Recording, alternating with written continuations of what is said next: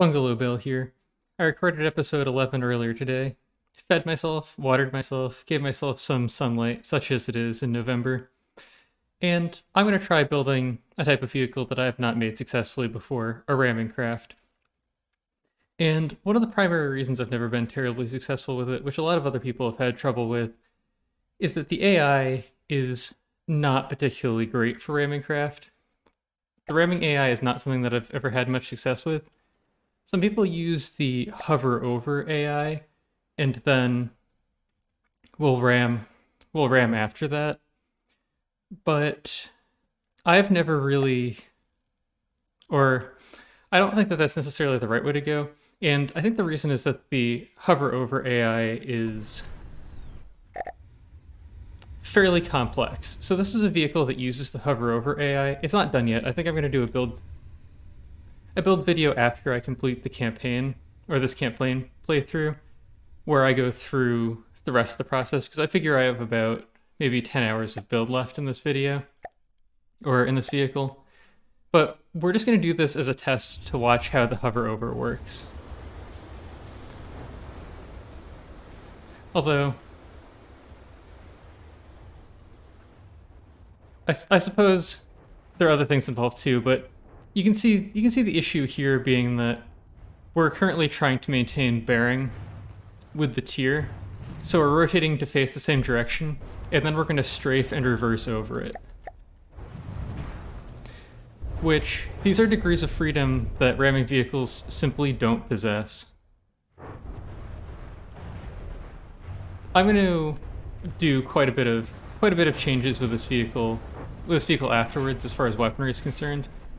The new cramming changes in particular are things that interest me.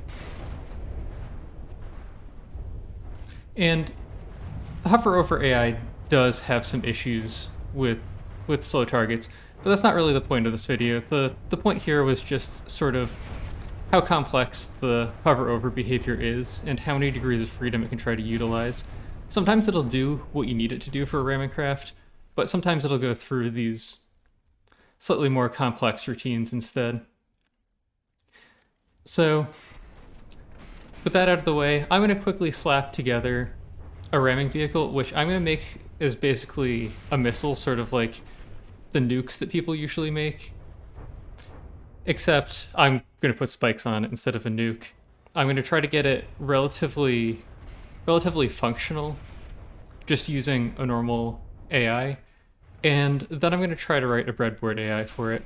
I'm sure that people have done breadboard AIs for ramming vehicles before, and I'm sure that they've done them in better ways than I have, but I think it'll be a good case for me to sort of get into the breadboard AI, because it's a case where it seems particularly useful for me, because I can't really fake it with the existing AIs. There's just nothing that actually does exactly what I need it to do.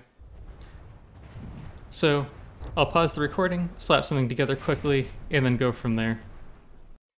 Well, one of my first thoughts was to control attitude with steam jets, not too dissimilar from the way a space station does it. And I hadn't used them before, so I was sort of interested in that regard. But then you look at their stats, and the max force is 10,000 with a max steam use of 5,000. And they're expensive too, at 1,000 each, so about the same as a huge jet engine, which produces 18,000 uses of force, or 18,000 units of force with a max power use of 1,000. And just the material burn of a steam jet is orders of magnitude higher while producing less thrust. So I understand that this can work underwater, but I'll probably add a few ion jets to allow it to control attitude underwater, but mostly rely on huge jet engines for pitch and yaw. Well, we still need to be able to get out of the water, but at least we can fly. It's not immensely stable, it's a bit twitchy, but we do have a ramming vehicle, so I'm going to go ahead and whip up a breadboard and see if I can get it to do something reasonable. With a little bit of tweaking, we are now fairly stable other than some janky pitch to maintain altitude behavior. That it goes to the altitude and then abruptly noses down very hard, which stops it from actually maintaining a steady altitude. So now I'm actually going to get rid of the AI and see if I can make a more useful breadboard. After quite a large amount of flailing, I finally managed to replicate some amount of functioning AI behavior in a breadboard. It was mostly just figuring out what the conventions are that are used by the AI and by some of the components that make little to no sense. Some things they tell you and are obvious, like the fact that positive angles are clockwise instead of counterclockwise, the opposite of everyone else's convention, except for theirs for some reason. But there's weird ones like pitch has inverse look and that sort of stuff, and that's really annoying. And then there was just the general thing of figuring out how to plug this into the AI to correctly get waypoints and targets and not have anything else try to override what this is doing. But what this does really simply is just use the existence of a target, if there is a target, uses the existence of a waypoint otherwise, or I suppose that's technically incorrect, it uses a steering point otherwise. And then it just pitches to that point and yaws to that point. There is, this is technically unnecessary. I realized that these have secondary inputs, so I'm going to get rid of this row and sort a few things out so that they pack a little bit more nicely. But this is just roll mixing for pitch and yaw. I haven't tested it yet, so it's possible I have a sign wrong somewhere because their conventions are absolutely bonkers compared to everyone else's, but I'll get over that in a bit. I still have to do PID tuning, and then after I've done PID tuning, I need to make sure that this actually hits slow-moving targets correctly. And if I'm able to hit slow-moving targets, the next step after that is to implement APN guidance, which APN guidance is the attempt to maintain a constant bearing with a target. And the reason that this, or not really the reason that this works, but the motivation for this is that if you've ever skippered a boat before, you'll be told if another boat appears to be on a constant bearing with you and they're getting closer, you are on a collision course. So you avoid them. In this case, it's the opposite. You try to maintain a constant bearing to put yourself on a collision course.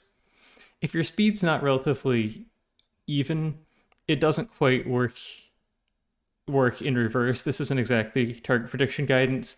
You'll wind up falling slightly behind your target.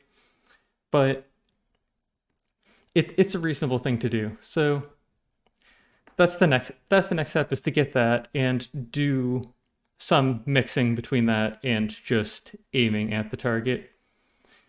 If I'm able to get that working satisfactorily, I might do target prediction guidance at long ranges and APN guidance at short ranges, because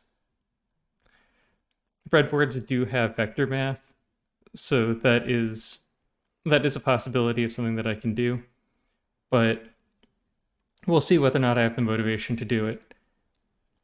For now, I'm just going to call it a rest for tonight and move on to the next step in the morning. Also, the entire time that I've been working on this, I've been watching the slowly rotating drum in the background because I haven't stopped it from spinning. It's sort of maddening.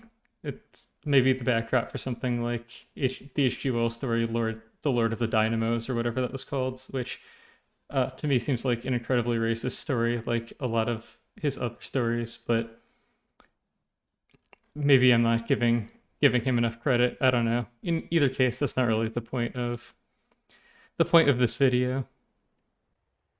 Okay, so at 10 p.m. I recorded myself saying that I was done for the night. That turns out to have been to have been false. I actually kept working on this craft until about 1 in the morning. So let's talk about what we have, what we don't have, and do a little bit of testing. So I finished the breadboard. At that time was spent debugging it predominantly, which I'll go over shortly. I found that the craft wasn't quite maneuverable enough. Now, Reamer crafts do vehicles proportional to their weight, but I stripped out the metal and replaced it with lightweight alloy to be able to maneuver faster, and it really only strips damage from the initial collision. Since it accelerates faster, it'll be going faster on the subsequent recollisions. For the back end, I beefed it out a little bit so that I could put more propellers on. This gets it going considerably faster in the water and is much more maneuverable underwater, which, when you're ramming ships, is inevitably going to go into the water. I also threw on some decorations to just cover up that ugliness, and extended the rotating section backwards a little bit so that the rams will cover this. Now, we'll talk about what the breadboard does and what the breadboard doesn't do. Later on, I'm going to do a fairly in-depth explanation about its components. But just at a very surface level overview, we get inputs about the enemy or our steering point.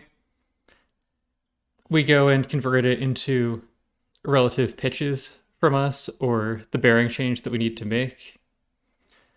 Then we have these difference units, which are our APN guidance, and they're combined at a certain ratio with our proportional guidance to get our actual drives, which are mixed based on our roll angle to the pitch and yaw. To get here, I had to do a fair amount of debugging, but this now is an approximation of an APN missile.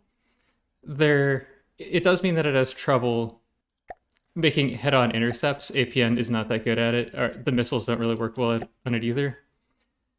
Now, as far as the other problems that it has that I don't think I can particularly solve with a breadboard, because even with a breadboard, I could probably do some sort of prediction guidance. It does have vector math. I could work in something. This has the same issue that missiles have that I complained about earlier. So this calculates how it needs to change its course based on the bearing from this and the pitch in global coordinates. What this means is that if we're looking straight up, or if our craft is going straight up, and it would need to pitch 2 degrees further upwards to ram an enemy vehicle, it will see that instead it needs to pitch 2 degrees downwards because there is no more 2 degrees upwards. It's already pitched all the way up, and it needs to yaw 180 degrees. However, when it yaws, it doesn't really move it in a circle because, well, the vehicle doesn't really operate in spherical coordinates, despite the fact that it maneuvers in spherical coordinates, or it calculates in spherical coordinates, which will reduce its pitch. It'll correct it by rolling and that sort of stuff. It'll do this weird corkscrew. You will see that when this craft misses by passing over or under an enemy craft, it'll kind of freak out. And missiles really do the same thing. Now, there are solutions to this. There are ways to deal with this. It is a solved problem. You can calculate the path using an algorithm called spherical linear interpolation, or SLERP for short. If you want to search it on Wikipedia or something, it's SLERP. It's a solved problem. It is not feasible to do with a breadboard. You could do it, but it's not feasible. So to take that next step to really get there, I would need to learn Lua. If instead of Lua is in C++ and leveraged eigenlibraries or something, things that I was already familiar with, I would have already taken this next step. But I haven't committed to learning Lua yet. I will do it at some point, but not quite now for this craft. So I'll probably call this a part 1 video, and this craft will be revisited at some point in the future. I won't make any promises as to when, but it will be revisited. Now, there are other things we can do other than spherical linear interpolation, right? Because I said that we get our bearing in vehicle space, but we get our pitch in global space. Now, I could make our pitch be in vehicle space as well. This would make us not freak out as much when we pass over an enemy. But when we have an enemy behind us, we might see that, and a little bit above, we might see that our pitch is off by 178 degrees, and that our bearing is off by 180 degrees. our vehicle will try to rectify both of these at the same time. Now, the fastest way would be to make no bearing changes and to just pitch all the way over to flip over. Well, that's not technically true. We'll go into why that's not true later, but our vehicle would instead correct both pitch and bearing at the same time, and it would make this weird curved path. You can imagine that if you have a sphere around this vehicle and you trace the nose over it as it turns, you probably want something that if you were to walk along that sphere would be a straight line, or you would not turn as you're moving across the surface of the sphere. Our vehicle would not generate that. It would function much better than our current vehicle for things sort of within the 90-degree cone in front of it, but as you go outside of that cone, it'd be worse. Whereas our current vehicle works well for things in a flat plane with it, but as you deviate from that plane, it gets worse. Solution, spherical linear interpolation. Of course, spherical linear interpolation would assume that my vehicle is, or at least for the path it generates, if I just sort of blindly follow it, would assume that my vehicle is isotropic, that it doesn't really matter which way I look at my vehicle, it's the same. That's not actually true. If I look at it from this direction and this direction, my vehicle is the same. From 45 degrees, it's not. When my vehicle pitches or yaws, it does it like an old school video game character that has forward and strafe controls that are independent. And you know, speedrunners in those games walk on diagonals and they go 40% faster. Well, my vehicle has the same thing, that if it controls its attitude at a diagonal, it's going to do that about 40 degrees faster. So really what it would want to do is try to follow that path generated by spherical linear interpolation, but then it would want to roll 45 degrees to do it at a diagonal. That's a layer of optimization that I don't really want to get to. So now that we've talked about what this does do and what this doesn't do, we'll talk about its role a little bit in a battle, some limitations caused by the beta branch, and then we'll get on to testing it, which is probably what you're more interested in than anything else. I'll do a wrap up with an explanation of how the breadboard works so that it's fairly easy to skip. So, sort of for the role that this is intending to have in combat is to take, it's really to take the role of a kinetic kill missile, that you have other ships in the fleet, and this is a drone that intercepts large enemies and completely destroys them. But it's not intended to operate on its own, and it has very poor detection. It just has one wireless snooper. It really needs another ship to give it targeting coordinates so that it can actually hit enemy vehicles. Now, one thing that I am going to say is while I'm doing this testing, I am going to have it in God mode, and that's because there's a bug for me on the beta branch that seemed to have come in with the Unity patch. I haven't heard anyone else talk about this, so I don't really know if it's just me or not, but you would have seen this in video 11 if you watched, that my vehicles tended to clip into things instead of stopping when they collide, that they collide at some other point, and the damage doesn't even come from anywhere near the collision. Sometimes random blocks will fall off on the craft in other places. Well, I found that the collisions are just completely non-functional right now, basically. Sometimes they work, but they usually don't. I have a screenshot that I might throw up of this ramming vehicle going all the way through an enemy craft without doing any damage. But usually it will hit. The thing is, usually it will not hit with the first thing that should collide. So instead of this ram block colliding, maybe it'll hit with this metal block instead. And given that this is fairly light and moving very fast, and it'll hit a very heavy craft, the thump damage dealt to the shell will just immediately despawn the shell, and it will no longer have any rams. So currently, on beta branch, this needs to be in God mode. And it's also part of the reason I'm a little bit demotivated to go further with this craft right now. It's fairly effective the way it is. It'll be functional when it's off of beta branch, but it's not really... I can't really test it further because it doesn't function the way it needs to. So it's not worth another large investiture of time, because if I go down the Lua route with the overhead of learning Lua, and as well as the weird APIs that from the devs seem to use that are highly atypical of things I've used before, there's probably going to be a significant overhead, like another 10 hours before I really get into the development work. And development always takes, 2 times as long as you think it will if you're good at estimating, and 10 times as long if you're not. So I don't know, probably another 20 hours of work to get this working in Lua, something that I'm not going to do right now given that it's not functional. So instead, let's spawn in some vehicles and do some testing. In particular, there are two different types of combat that I really want to do.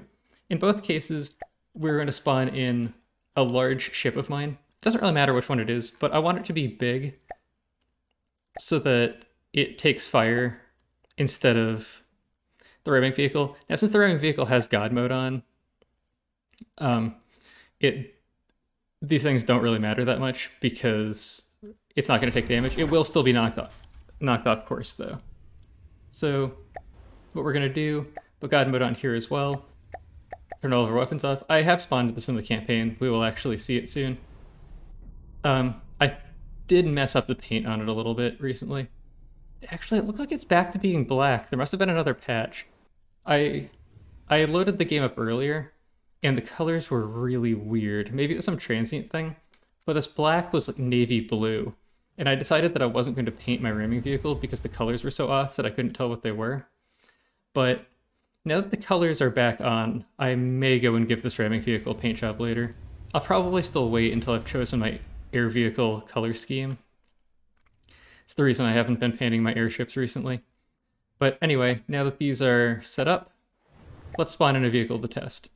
Now, the first thing that you would usually test is a boat, and something that's fairly easy to hit. So, spawn it in a little closer than 2 kilometers. I don't know, a bulwark is kind of the thing I typically think of. Spawn in a bulwark, we don't really need to, but you know what? I'll turn the firing off.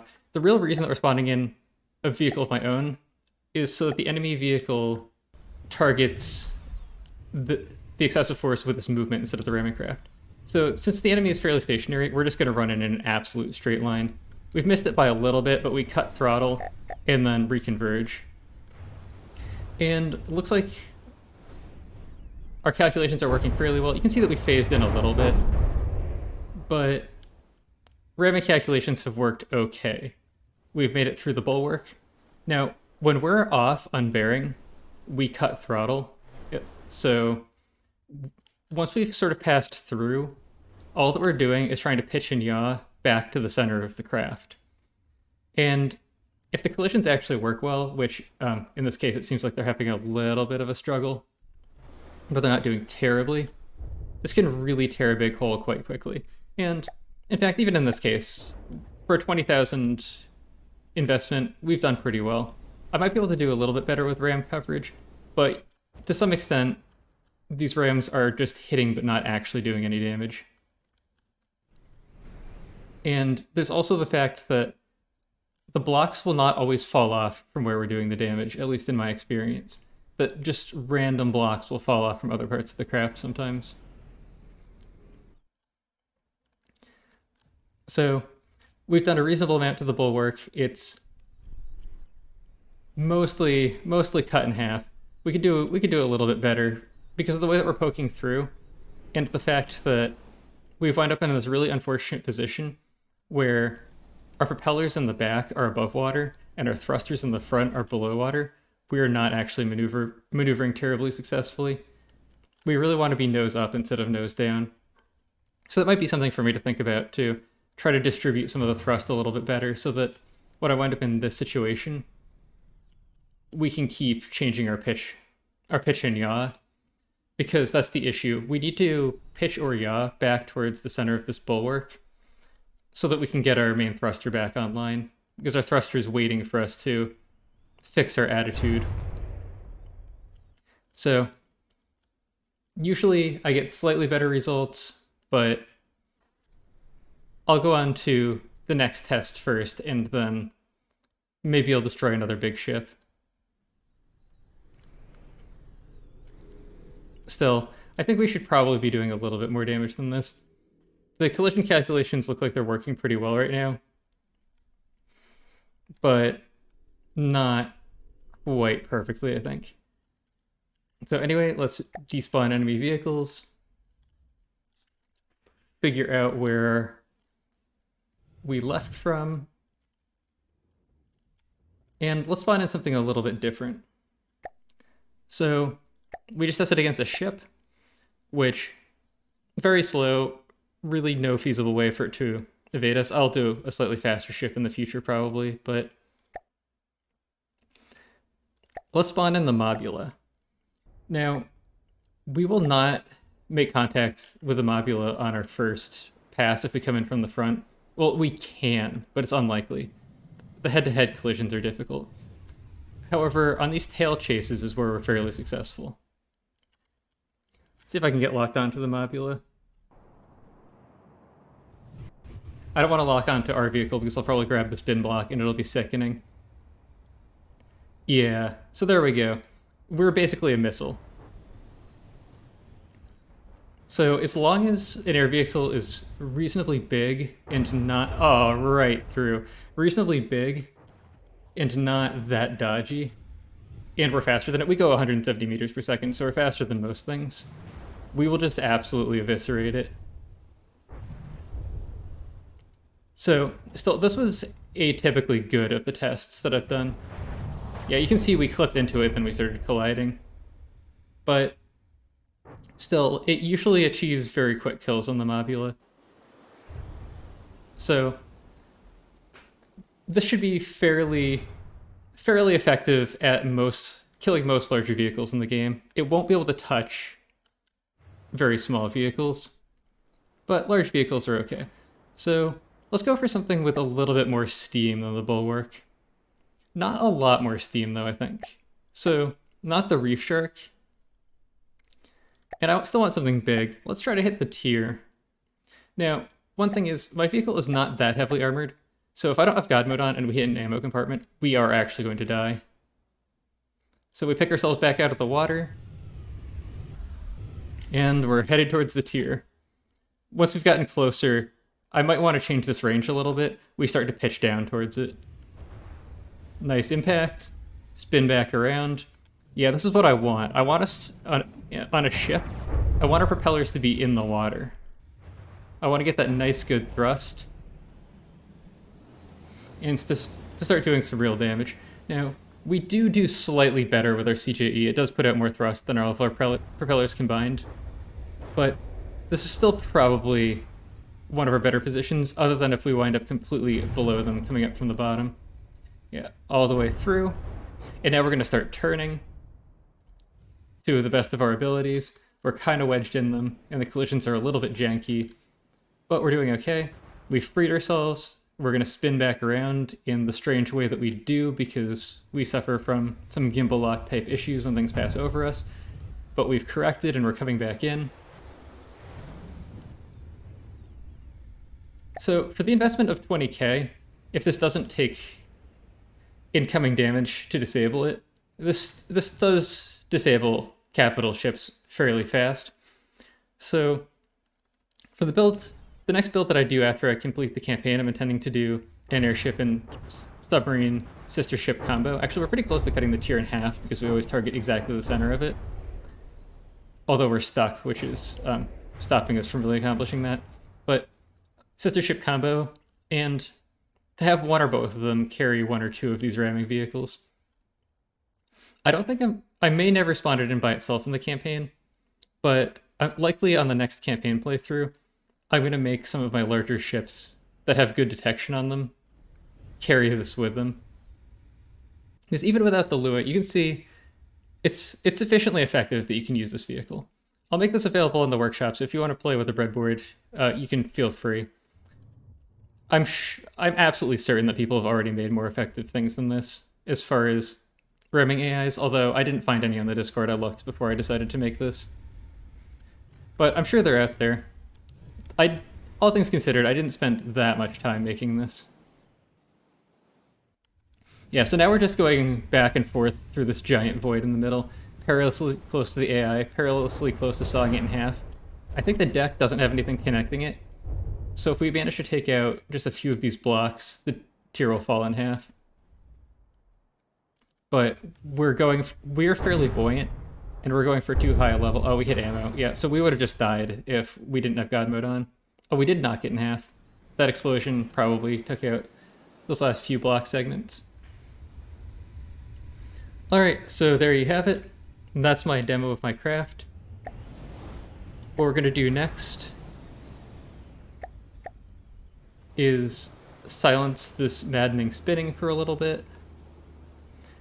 Now, I haven't really tested optimal spin rates yet. It does apply a torque to the craft, which I have roll thrusters to fight back against.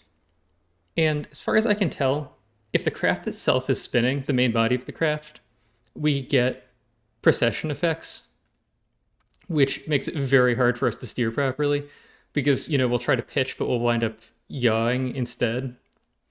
And our craft will have to try to correct for it. It'll slow down the amount that we can pitch. It's all very messy. But the sub-objects, I don't seem to see precession effects from the sub-objects. Maybe it's just small enough that I'm not noticing it. I haven't really done enough testing. You get reactive forces from them, so as long as this is spinning, there's a torque that it applies to the main body. And it's not realistic because it's a fairly high constant torque. It's not just like a startup torque from getting the mass rotating and a little bit of parasitic drag. But it is a constant torque, and this craft does have to fight against it. So that's the main constraint, that I just keep the rotation rate small enough that we can counteract it and maintain steady flight, which I have fixed. I've tweaked a bunch of the settings, and we actually maintain steady flight now. Maybe I should despawn my other vehicle, or I'll just let it be there in the background. That was pretty close. Okay, so let's do a quick look at this breadboard. I think this is about as simple as you can get one to be. And I'll sort of explain these components, predominantly the ones that you need to tweak if you want to either put this into a different vehicle or optimize it. Now, this is actually this is a pre-filter for the range to the next vehicle. Or not a pre-filter for the range to the next vehicle, it's a pre-filter for the altitude. So if we're more than 150 meters from the enemy vehicle, we will try to maintain an altitude of 30 meters, or the altitude of the enemy vehicle, whichever one is higher. This is to stop us from dipping into the water as often when we're approaching a ship, so that we get within 150 meters and then we match the ship altitude. But with an airship or something like that, we will try to match its altitude immediately. The C times 3 is just because if this is coming from a steering point, it fakes it to be further away because you get a lot of steering points. So this is to just not make us correct altitude as abruptly. Because what we're then doing is we're going and we're finding the altitude difference between us and the enemy craft, as well as the range distance between us and the enemy craft. And then we're taking the arc tangent to figure out the angle, and we're tacking on 5.5 degrees. If your vehicle, so this 5.5 degrees is the approximate angle that my vehicle needs to pitch up under full throttle to maintain level flight. If your vehicle does not need to do that, like it's a ship or it's not a thruster craft, take this away. Otherwise, put in the angle that you need to maintain level flight. Now, most of this other stuff I described briefly. Oh, the 3000. So the 3000 is a filter on the distance. It's set very high so that it's not being used currently. But what this does is it can be used to force it to obtain the altitude of the target early. Whatever number you put in here will be the distance at which it will attempt to attain that target altitude from its current point. So as it goes higher, that distance will always remain the same. So it'll still sit a little bit below the level that it's aiming for until it gets to the definite target, and that definite target falls within its range. But it'll make it get closer and closer. So we go here. I have not done as much testing as I should to make sure that the science on the APN guidance is correct. I know that if you reverse the one for the yaw, it goes absolutely nuts, so definitely correct. Not sure about this one. But anyway, you tune the APN guidance by just changing this constant, the constant for B. If you make B higher, or multiply it by a higher number rather than dividing it, the APN guidance will be smaller, or it will be greater. If you divide it by a large number, you'll get less APN guidance. And add this. This is the pitch PID, and this is the yaw PID. So you can adjust the PID settings here. The gain for the APN guidance is separate from the PID. Don't have to worry about this. This is pitch mixing. And this is just a little bit of extra code that goes and changes our thrust based on the angle that we're making from the enemy with a minimum of 0.1 thrust. For the ramming AI, if it passes an enemy vehicle, it'll do this big circle around and come back. We don't do that. We just cut our thrust, point back towards the enemy, and then fire off a thrust again. What that means is that your vehicle, to use this breadboard, needs to be able to turn in place.